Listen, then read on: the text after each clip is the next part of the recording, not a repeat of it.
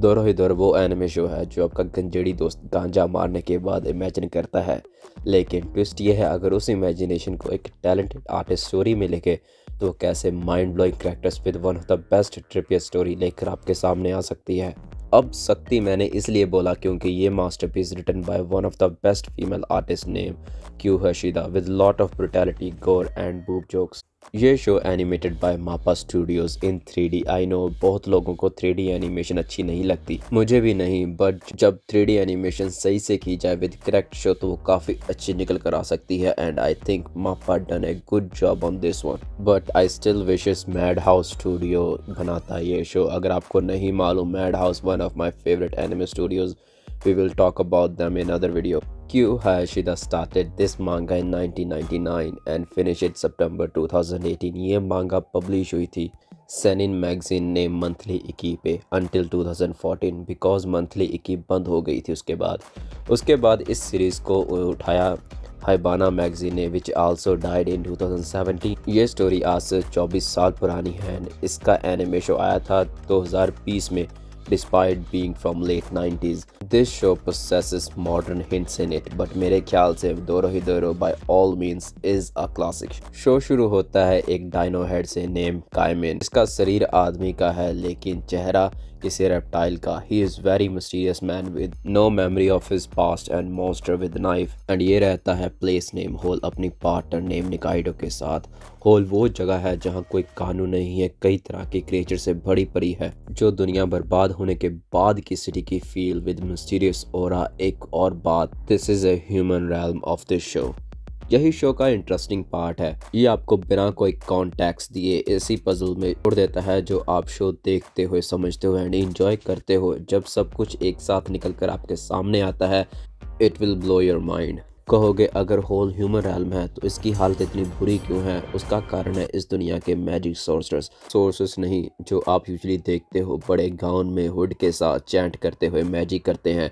नहीं, इस शो के सोर्सर्स आर डिफरेंट। जो सोर्सर रैलम से एक होल में आते हैं through interdimensional magic, do experiments on human, जिसके कारण most of humans are weird creatures और डाई और बहुत घिनौने दिखते हैं इस रैल में। Now Caiman and his partner Nikaido उन सोर्सेस को हंट करते हैं ये पता करने के लिए कि किसने काइमन का हेड लेजर हेड के साथ बदल दिया। क्योंकि Caiman lost his all memories after being victim of sorcerer.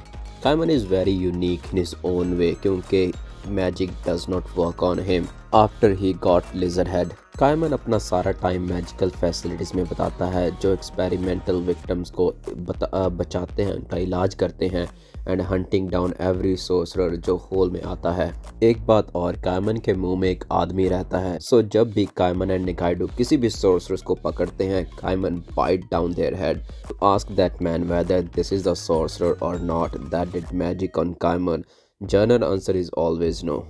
उसके बाद वो सोर्सर को मार देते हैं in very distinguish way.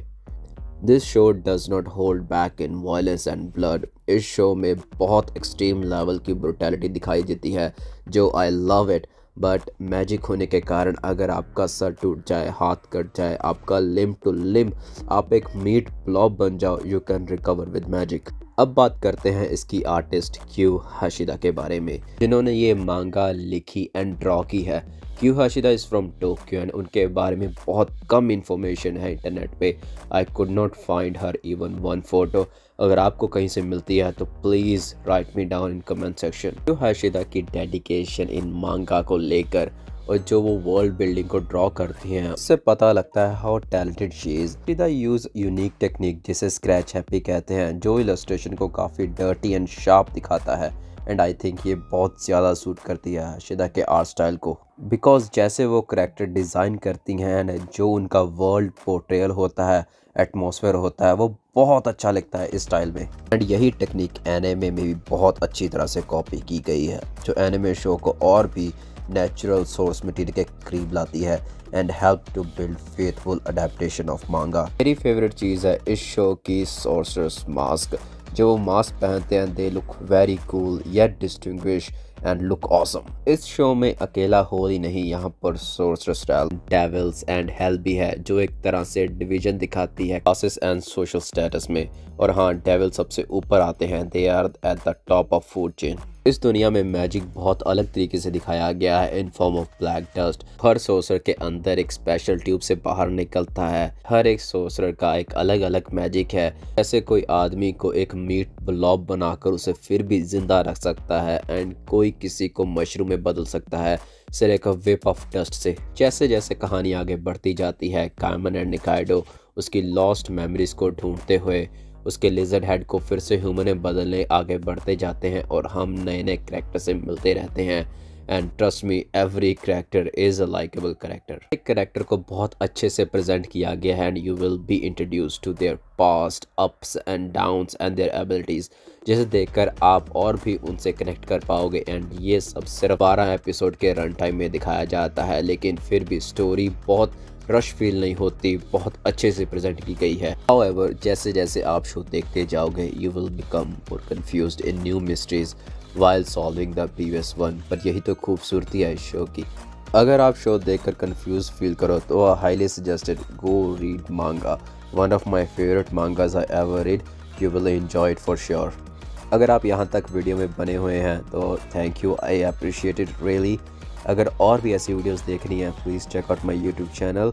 I hope you will like it. अगर आपको कोई सजेशन देना है, please comment, and thank you, bye.